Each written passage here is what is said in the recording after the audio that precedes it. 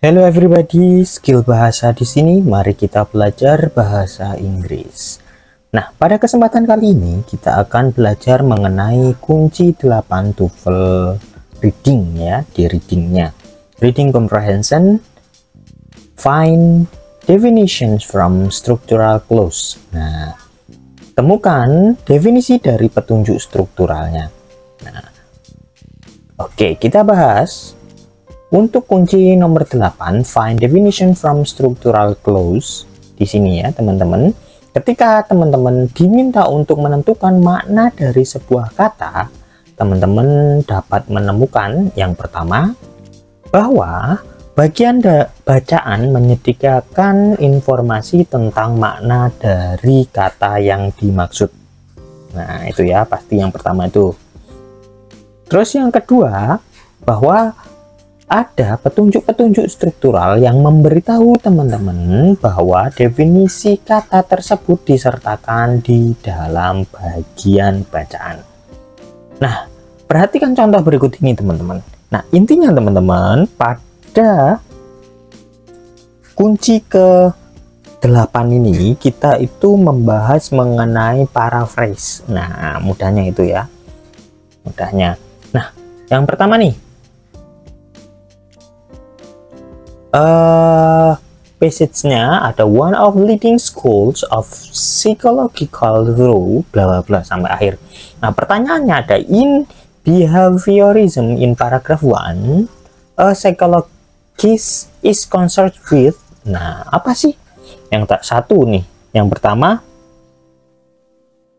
conscious thought pattern atau pola pikir sadar ya. Nah, Bravo itu unconscious thought pattern atau pola pikir bawah sadar. Charlie observable action, tindakan yang dapat diamati, atau Delta unobservable action, tindakan yang tidak dapat diamati atau diobservasi. Nah, kita hanya berfokus pada kata behaviorism di paragraf pertama ya. Ada di line kedua. One of leading schools of psychological thought in the 20th century is behaviorism. Nah, behaviorism tersebut saja teman-teman. Nah, untuk menjawab pertanyaan ini teman-teman harus mencari kata behaviorism itu di dalam bacaan ya. Sudah ketemu tadi, ada di line kedua di paragraf pertama. Nah, tanda baca garis pisah yang memisahkan antara behaviorism dan belief itu menunjukkan bahwa sebuah penjelasan atau informasi lebih lanjut tentang behaviorism itu akan dibahas. Nah, di dalam informasi yang diikuti tanda pisah, teman-teman seharusnya melihat bahwa seorang ilmuwan tingkah laku behavioris tertarik dalam hal behavior ya, which is observable, tingkah laku yang dapat diamati. Nah, which is observable ada di line ketiga paragraf pertama ya, Masian ya. Nah, setelah tanda strip atau hyphen, the belief that the goal of the psychologist is to study behavior yaitu which is observable ya kan. Jadi jawaban yang paling tepat yang mana? Yaitu yang Charlie tadi ya, jawabannya Charlie apa? Observable action. Nah, karena kan tindakan yang dapat diamati, yaitu which is tingkah laku yang dapat diamati, which is observable. Itu sama halnya dengan observable action, sama ya. Kembali ke sana behaviorismnya maksudnya itu. Nah, untuk strategi kunci 8 ini, bentuk pertanyaannya atau cara menganalisa pertanyaannya yaitu biasanya ada kata what is bla bla. Nah, what is the word bla bla, atau what is the meaning of, apa arti dari kata ini. Nah, terus ada what is true about, apa yang benar tentang hal tersebut, atau juga bisa the word X has similar meaning with. Nah, atau the word X in line, biasanya ada line-nya, atau in the first paragraph, in second paragraph. Nah, kayak gitu, can be replaced by. Nah, biasanya ini mengenai yang tadi yang saya sebutkan, seperti paraphrase, atau lebih tepat ya kayak idiom. Nah, juga bisa ya. Intinya kita mencari makna seharusnya, atau makna yang sesuai, atau kalau mudahnya lagi ya gini wes, kita bilang itu adalah sinonim. Nah, wes mudahnya gitu ya. Nah, tipe petunjuknya tanda baca, koma, tanda kurung, garis hubung, restatement, or. Nah, jadi ya or, is, that is, sorry, atau in other word, dan lain sebagainya. Contoh lainnya seperti such as, for example. Nah, itu untuk contoh. Nah, itu biasanya untuk mencari si kunci 8 ini ya teman-teman. Kalau ada tanda-tanda tersebut, tanda koma, tanda kurung, garis, restatement, or, bla bla bla, atau contohnya nih. Nah, itu biasanya merujuknya ke sini, itu kesimpulan ya. Ya mirip sih memang kalau kita bilang idiom, tapi nanti pembahasan idiom dan apa namanya, idiom dan si yang satunya lagi ini apa, paralel. Nah, sorry kok paralel, si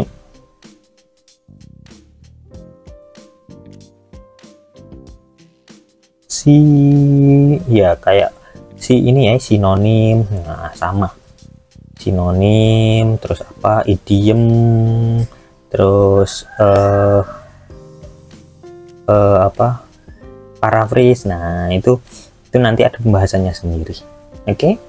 Nah, mencari jawabannya biasanya informasi yang dapat membantu teman-teman menentukan makna suatu kata secara umum ditentukan setelah petunjuk tanda baca, petunjuk uraian baru, restatement, atau petunjuk contoh.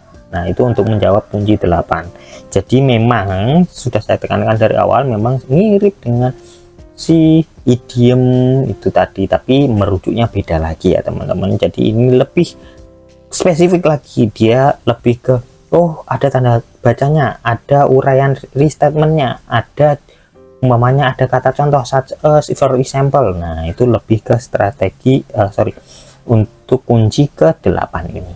Nah, cara menjawab yang pertama, temukan kata yang dimaksud dalam bacaan. Yang kedua, temukan setiap petunjuk struktural. Yang ketiga, baca bagian kalimat setelah petunjuk tersebut dengan cermat. Yang keempat, baru eliminasi setiap bacaan yang salah dan pilih jawaban yang tepat dari setiap bacaan yang tersisa. Nah, intinya itu ya teman-teman. Jadi kalau untuk strategi nomor 8 ini memang mirip dengan idiom tadi, mirip dengan paraphrase, mirip dengan si sinonim. Nah, itu mirip memang, tapi di sini lebih spesifik lagi, ada tandanya, yaitu tanda baca, restatement, dan contoh. Oke. Nah, kita lanjutkan ke latihan kunci 8 reading number 1. Nah, nih untuk pertanyaannya ada, what is remarkable about Bernard stars in paragraph 2? Nah, jawabannya apa? Ada it alpha, ada it moves faster than many other stars. Bravo, it is a stationary star. Charlie, it seems to move faster than the planets. Delta, it appears to move very rapidly. Nah, ada di paragraf kedua nih. Kalimatnya bagaimana? Kalimatnya, it takes around 200 years for Bernard star, a relatively rapidly moving star, to move a distance in the skies equal to the diameter of the Earth's moon. Nah, itu ya, coba teman-teman jawab 20 detik. Dalam 20 detik. Oke.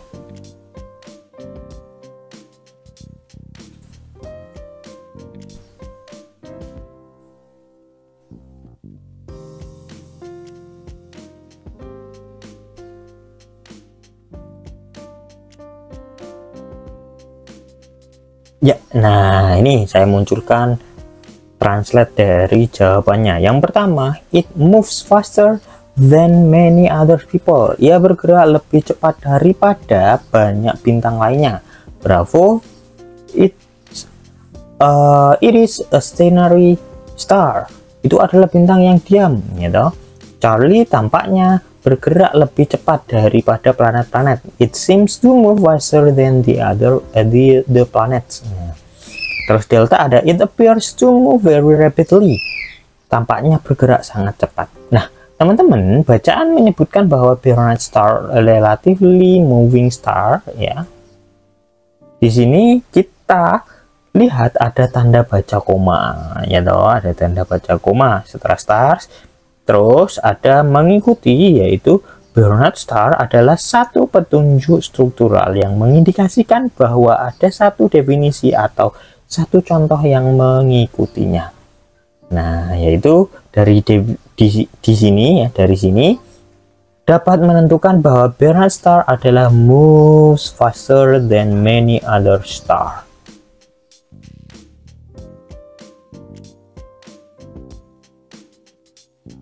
Gitu ya. Jadi ini dia adalah kasarannya, kalau teman-teman yang suka banget dengan grammar atau strukturnya ya, pasti paham nih. Oh, ada 2 koma nih, berarti dia hanya keterangan tambahan, ya itu ya. Dia adalah keterangan tambahannya. Si Barnard star itu apa sih? Si Barnard star itu si moves faster than many others. Nah, paralel atau restatement atau mudahnya yang tadi ya, paraphrase dari si kata relatively rapidly moving star, yaitu sama dengan move faster than many other star. Nah, gitu ya. Jadi jawabannya yang alpha. Kalau Bravo kan kurang tepat. Kalau Bravo diam, padahal moving ya, rapidly moving. Nah, moving berarti kan pindah, kan nggak mungkin di ya. Charlie, it seems to move faster than the others planet. Enggak. Ya. Barnard star relatively rapidly. Nah, kalau nanti pasti kejebaknya memang di sini sih. Alpha, Charlie, Delta. Nah, biasanya Alpha dan Charlie. Nah, kalau ini itu kan harusnya relatively slowly. Nah, biasanya gitu guys. Moving star berarti lebih lambat gitu ya. Kalau delta, it appear to move very rapidly. Nah, kalau itu kan tampaknya bergerak sangat cepat. Hanya tampaknya saja, padahal sudah dijelaskan it takes around 200 years for Barnard star. Nah, sudah dijelaskan buat 200 tahun buat dia itu bergerak ya toh, sangat cepat. Jadi bukan tampaknya saja, sudah memang kenyataannya bergerak dengan cepat. Jadi makanya jawaban yang paling tepat alpha. Nah, selanjutnya number 2. Pertanyaannya apa? Pertanyaannya what is carbon tetrachloride ya in paragraph 1. Nah, jadi dari kata tersebut apa sih carbon tetrachloride? Itu apa? Alpha, a compound of carbon and chlorine. Bravo, a treatment for carbon disulfide poisoning. Charlie, a mixture of carbon disulfide and chlorine. Delta, the result when chlorine is removed from a chemical compound. Nah, dari kalimat tadi ada di paragraf pertama, carbon tetrachloride, a chemical compound created when carbon disulfide is treated with chlorine. Yang ditanyakan apanya? Carbon tetrachloride-nya itu apa? Gitu ya. Coba teman-teman jawab 20 detik.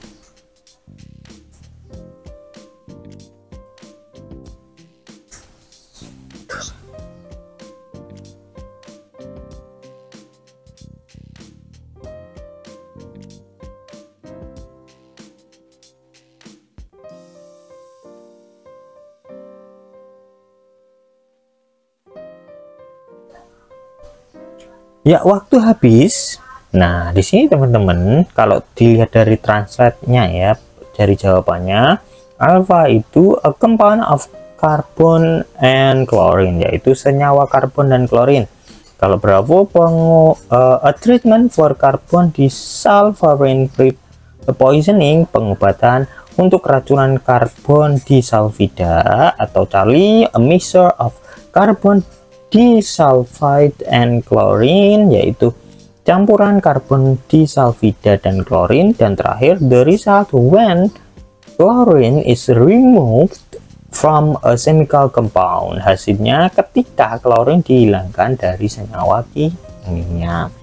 Nah, bacaan menyebutkan bahwa carbon tetrachloride, a chemical compound created when carbon disulfide is treated with chlorine. Jadi dari konteks ini dapat ditentukan bahwa karbon tetrachloride adalah a mixture of a carbon disulfide and chlorine. Jadi karbon chloride a chemical compound created, nah kan, created dibuat ketika karbon carbon disulfide is treated, dikembangkan, mudahnya gitu, atau dibentuk. Jadi makanya itu apa namanya, dia adalah campuran, a mixture of, nah, gitu ya. Jadi campuran dari karbon disulfida dan klorin. Nah, jawabannya yang lebih tepat yang itu ya teman-teman. Jadi jawabannya yang tepat adalah Charlie. Dia bukan senyawa karbon dan klorin, tapi campuran saja. Ya, campuran. Bukan hasil dari klorin yang dihilangkan dari senyawa kimia ataupun pengobatan untuk keracunan karbon disulfide. Oke. Nah, selanjutnya number 3. Pertanyaannya ada bla bla, ini ya, ada ubiquitous lizard in paragraph 1. Ini hanya paragraf 1 saja kok ya, jadi mudah. Is one that alpha is remarkable, adaptable, Bravo a quiet, colorful, Charlie is found all over, dan Delta is able to escape and hide. Nah, dari kalimat kita bisa lihat dari kalimat terakhir nih, this is now a truly ubiquitous lizard. Nah, kata tersebut ya, ubiquitous lizard, that is yaitu bisa bilang ya, it is now commonplace on all the major Hawaiian island. Nah, sudah tandanya ketemu ya, ada that is. Dan, sama ya yang tadi di strategi kunci 8 ini. Nah, coba teman-teman jawab.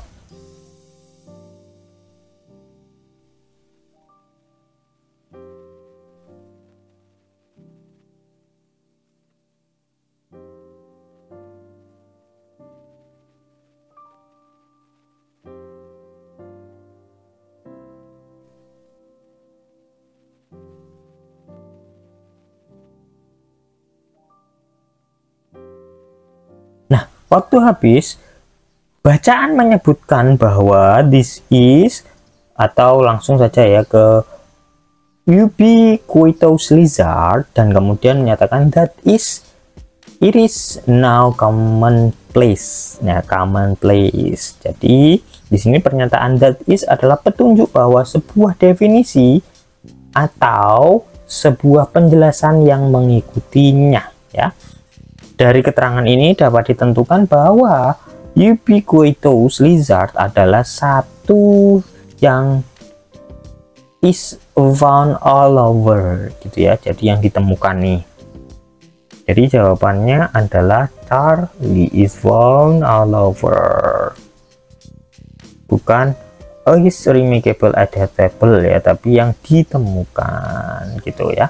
Oke, next number 4. Kita langsung saja. Pertanyaannya ada, the underline word beginning in paragraph 1 could be best replaced. Ada starting, ending, during, dan finishing ya. Kata beginning. Nah, bisa kita lihat tadi ya, dari adanya koma, terus adanya contoh atau restatement. Nah, ya. Kita lihat kata beginning. Beginning March 7, 1982 as Women History Week. Nah, gitu ya. Atau kita ambil dari kalimat awalnya nih, 97 97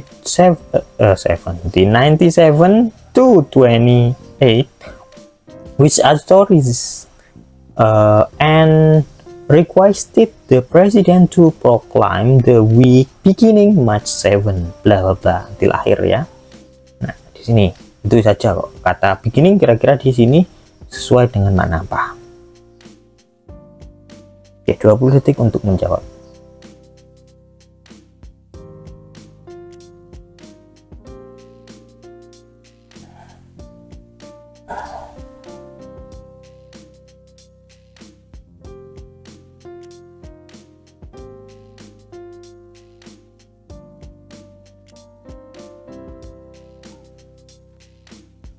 Ya, waktu habis. Kata beginning, nah dari translate-nya di sini kan ada starting mulai, ending akhir, during selama, dan finishing penyelesaiannya selesai ya. Beginning berasal dari kata begin yang artinya mulai. Jadi dari keempat pilihan, jawaban yang memiliki arti mulai adalah start. Jadi jawabannya adalah starting alpha ya. Jadi cukup mudah, ini hanya para phrase atau sinonim saja teman-teman. Jadi makanya ini sebenarnya hampir mirip di sana juga ya. Tapi sebenarnya soal ini lebih baik sih untuk para sinonim. Nah, bisa kok, nggak apa-apa, jadikan satu di sini ya.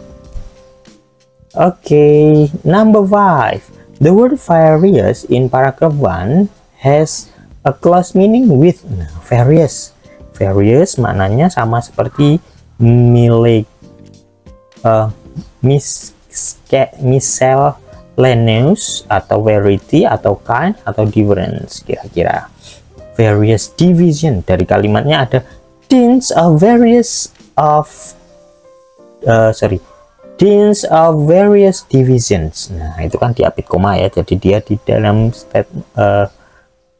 definisi. Atau kita ambil dari awal nih kalau bingung, at least one vice president deans of various division and a number of academic department. Oke, itu ya. 20 detik untuk menjawab.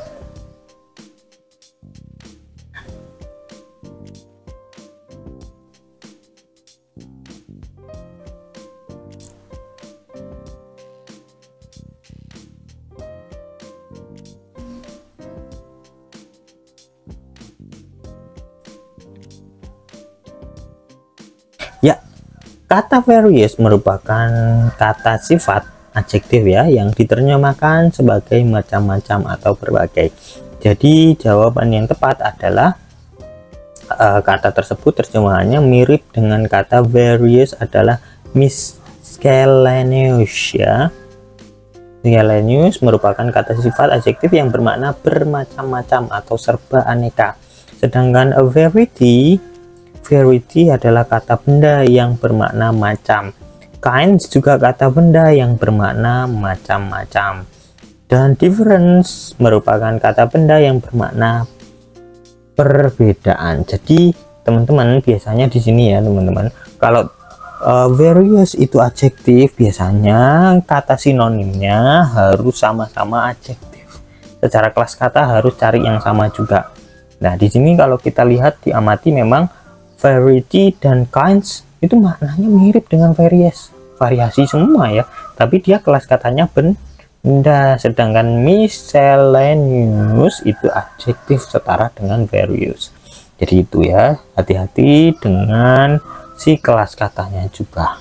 Tuh catatan yang lanjutannya ya. Selanjutnya, thanks for watching.